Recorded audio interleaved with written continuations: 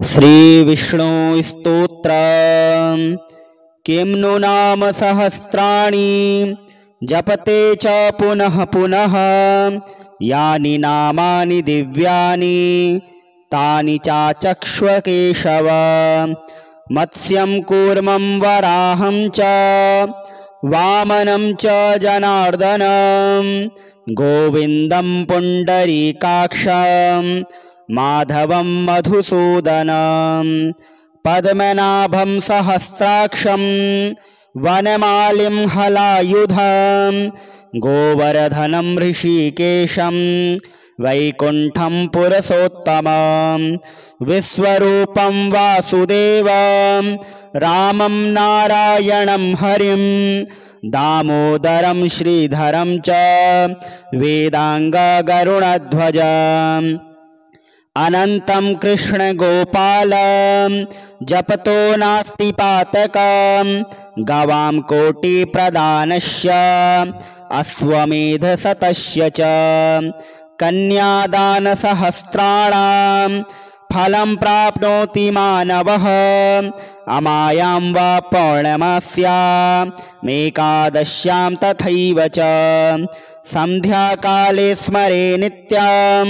प्रातः काले तथैव च मध्याह्ने च जपन्नित्यं सर्वपापैः प्रमुच्यते। किं नु नाम सहस्राणि जपते च पुनः पुनः यानि नामानि दिव्यानि तानि चाचक्ष्व केशव। मत्स्यं कूर्मं वराहं च वामनं च जनार्दनं गोविन्दं पुण्डरीकाक्षं माधवं मधुसूदनं पद्मनाभं सहस्राक्षं वनमालिं हलायुधं गोवर्धनं ऋषिकेशं वैकुण्ठं पुरुषोत्तमं विश्वरूपं वासुदेवं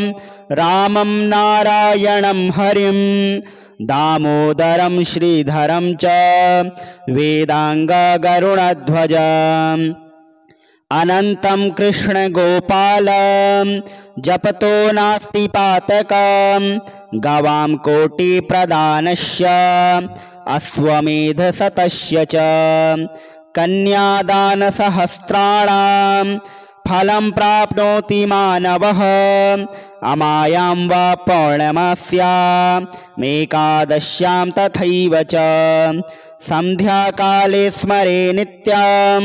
प्रातः काले तथैव च मध्याह्ने च जपन्नित्यं सर्वपापैः प्रमुच्यते। किं नु नाम सहस्राणि जपते च पुनः पुनः यानि नामानि दिव्यानि तानि चाचक्ष्व केशव। मत्स्यं कूर्मं वराहं च वामनं च जनार्दनं गोविन्दं पुण्डरीकाक्षं माधवं मधुसूदनं पद्मनाभं सहस्राक्षं वनमालिं हलायुधं गोवर्धनं ऋषिकेशं वैकुण्ठं पुरुषोत्तमं विश्वरूपं वासुदेवं रामं नारायणं हरिं दामोदरं श्रीधरं च वेदाङ्गगरुडध्वजम् अनन्तं कृष्णगोपालं जपतो नास्ति पातकं गवां कोटिप्रदानस्य अश्वमेधशतस्य च कन्यादानसहस्राणां फलं प्राप्नोति मानवः अमायां वा पौर्णमास्यामेकादश्यां तथैव च सन्ध्याकाले स्मरे नित्यं प्रातः काले तथैव च मध्याह्ने च जपन्नित्यं सर्वपापैः प्रमुच्यते। किं नु नाम सहस्राणि जपते च पुनः पुनः यानि नामानि दिव्यानि तानि चाचक्ष्व केशव। मत्स्यं कूर्मं वराहं च वामनं च जनार्दनं गोविन्दं पुण्डरीकाक्षं माधवं मधुसूदनं पद्मनाभं सहस्राक्षं वनमालिं हलायुधं गोवर्धनं ऋषिकेशं वैकुण्ठं पुरुषोत्तमं विश्वरूपं वासुदेवं रामं नारायणं हरिं दामोदरं श्रीधरं च वेदाङ्गगरुडध्वजम् अनन्तं कृष्णगोपालं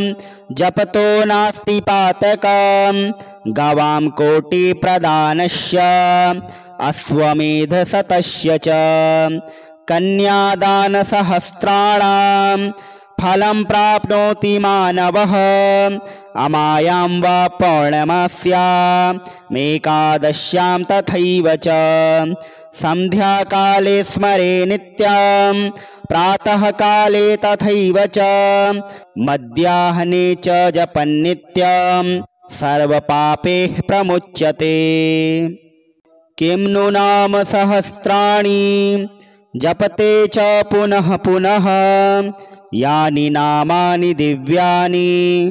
तानि चाचक्ष्व केशव मत्स्यं कूर्मं वराहं च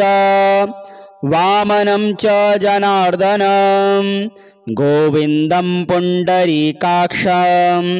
माधवं मधुसूदनं पद्मनाभं सहस्राक्षं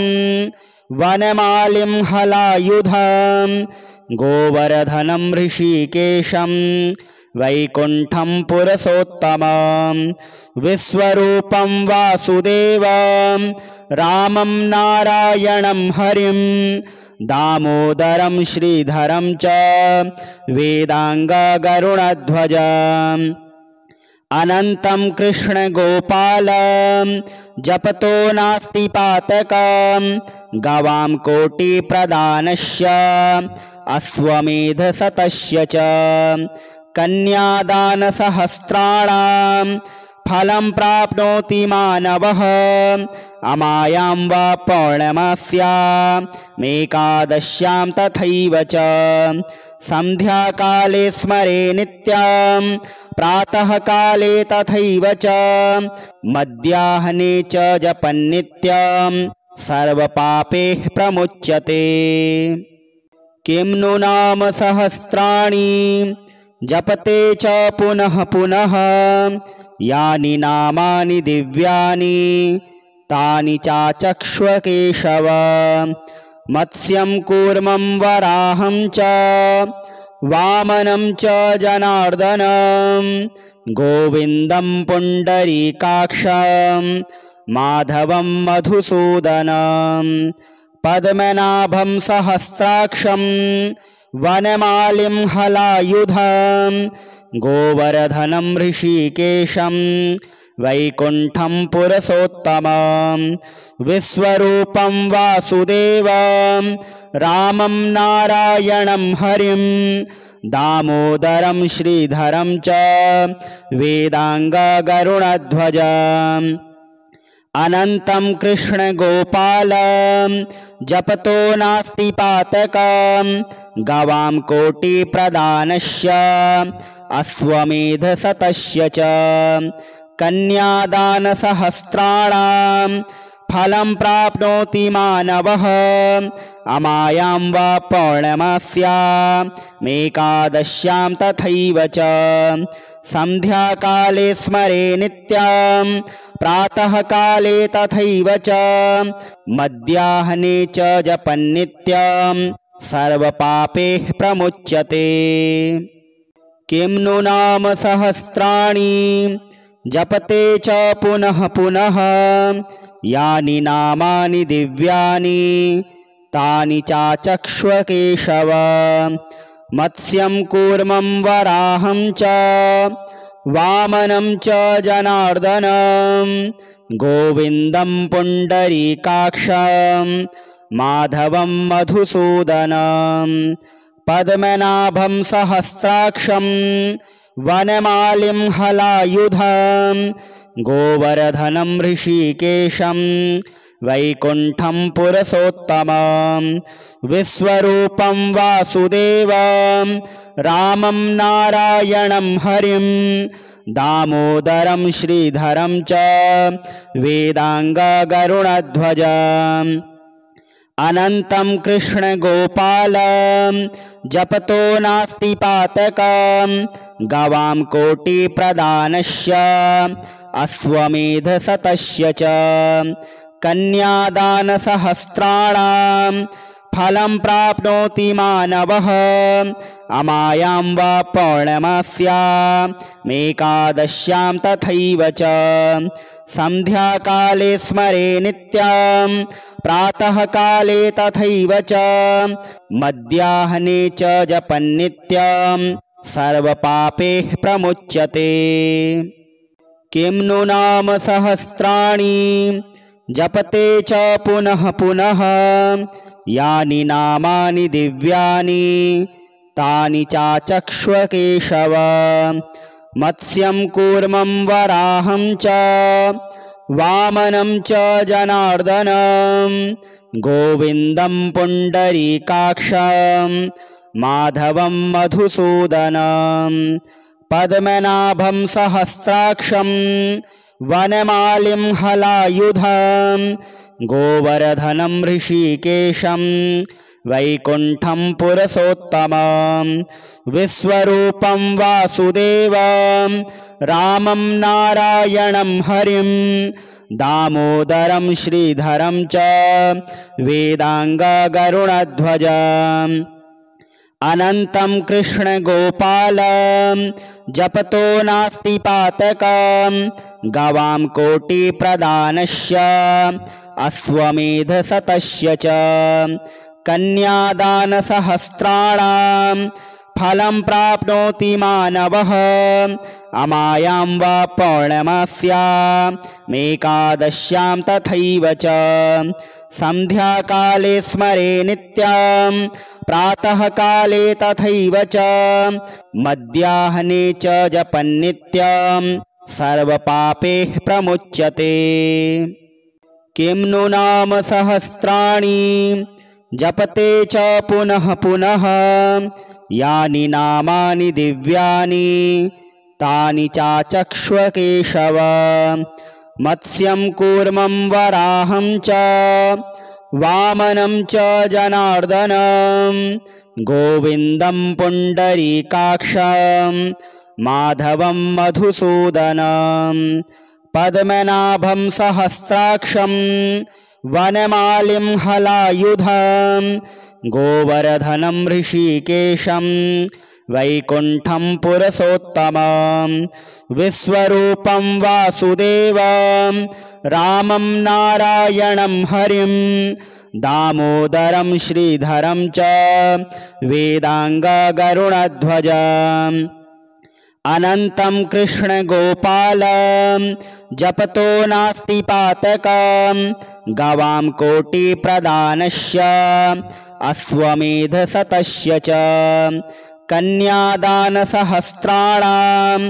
फलं प्राप्नोति मानवः अमायां वा पौर्णमास्यामेकादश्यां तथैव च सन्ध्याकाले स्मरे नित्यं प्रातःकाले तथैव च मध्याह्ने च जपन्नित्यं सर्वपापैः प्रमुच्यते। किं नु नाम सहस्राणि जपते च पुनः पुनः यानि नामानि दिव्यानि तानि चाचक्ष्व केशव मत्स्यं कूर्मं वराहं च वामनं च जनार्दनं गोविन्दं पुण्डरीकाक्षं माधवं मधुसूदनं पद्मनाभं सहस्राक्षं वनमालिं हलायुधं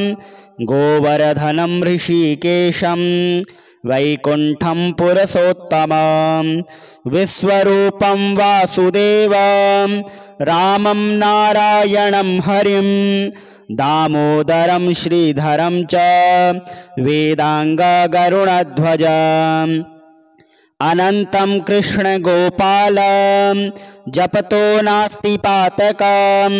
गवां कोटिप्रदानस्य अश्वमेधशतस्य च कन्यादानसहस्राणां फलं प्राप्नोति मानवः अमायां वा पौर्णमास्यामेकादश्यां तथैव च सन्ध्याकाले स्मरे नित्यं प्रातःकाले तथैव च मध्याह्ने च जपन्नित्यं सर्वपापैः प्रमुच्यते। किं नु नाम सहस्राणि जपते च पुनः पुनः यानि नामानि दिव्यानि तानि चाचक्ष्व केशव मत्स्यं कूर्मं वराहं च वामनं च जनार्दनं गोविन्दं पुण्डरीकाक्षं माधवं मधुसूदनं पद्मनाभं सहस्राक्षं वनमालिं हलायुधं गोवर्धनं ऋषिकेशं वैकुण्ठं पुरुषोत्तमं विश्वरूपं वासुदेवं रामं नारायणं हरिं दामोदरं श्रीधरं च वेदाङ्गगरुडध्वजम् अनन्तं कृष्णगोपालं जपतो नास्ति पातकं गवां कोटिप्रदानस्य अश्वमेधशतस्य च कन्यादानसहस्राणां फलं प्राप्नोति मानवः अमायां वा पौर्णमास्यामेकादश्यां तथैव च सन्ध्याकाले स्मरे नित्यं प्रातःकाले तथैव च मध्याह्ने च जपन्नित्यं सर्वपापैः प्रमुच्यते। किं नु नाम सहस्राणि जपते च पुनः पुनः यानि नामानि दिव्यानि तानि चाचक्ष्व केशव मत्स्यं कूर्मं वराहं च वामनं च जनार्दनं गोविन्दं पुण्डरीकाक्षं माधवं मधुसूदनं पद्मनाभं सहस्राक्षं वनमालिं हलायुधं गोवर्धनं ऋषिकेशं वैकुण्ठं पुरुषोत्तमं विश्वरूपं वासुदेवं रामं नारायणं हरिं दामोदरं श्रीधरं च वेदाङ्गगरुडध्वजम् अनन्तं कृष्णगोपालं जपतो नास्ति पातकं गवां कोटिप्रदानस्य अश्वमेधशतस्य च कन्यादानसहस्राणां फलं प्राप्नोति मानवः अमायां वा पौर्णमास्यामेकादश्यां तथैव च सन्ध्याकाले स्मरे नित्यं प्रातःकाले तथैव च मध्याह्ने च जपन्नित्यं सर्वपापैः प्रमुच्यते। किं नु नाम सहस्राणि जपते च पुनः पुनः यानि नामानि दिव्यानि तानि चाचक्ष्व केशव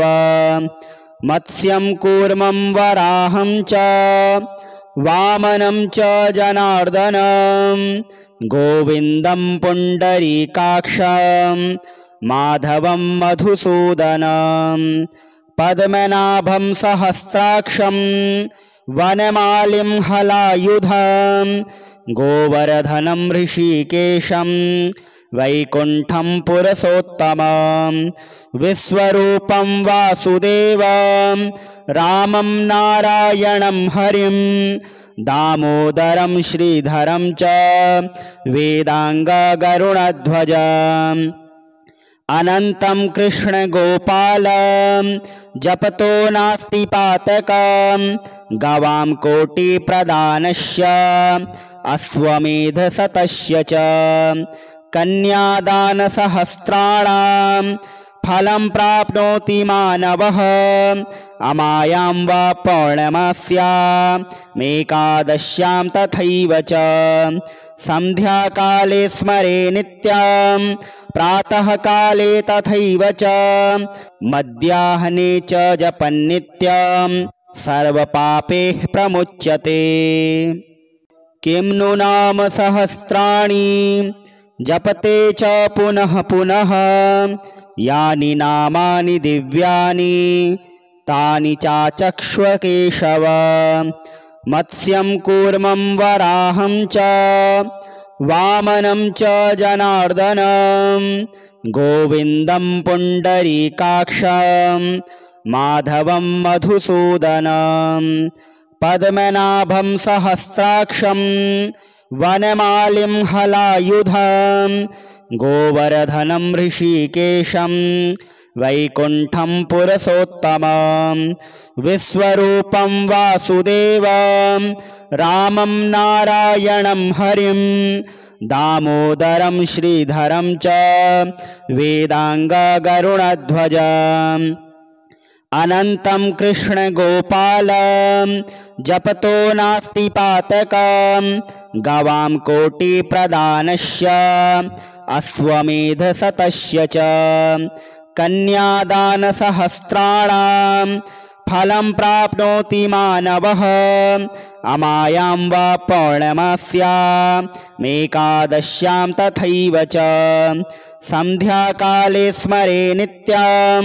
प्रातःकाले तथैव च मध्याह्ने च जपन्नित्यं सर्वपापैः प्रमुच्यते। किं नु नाम सहस्राणि जपते च पुनः पुनः यानि नामानि दिव्यानि तानि चाचक्ष्व केशव। मत्स्यं कूर्मं वराहं च वामनं च जनार्दनं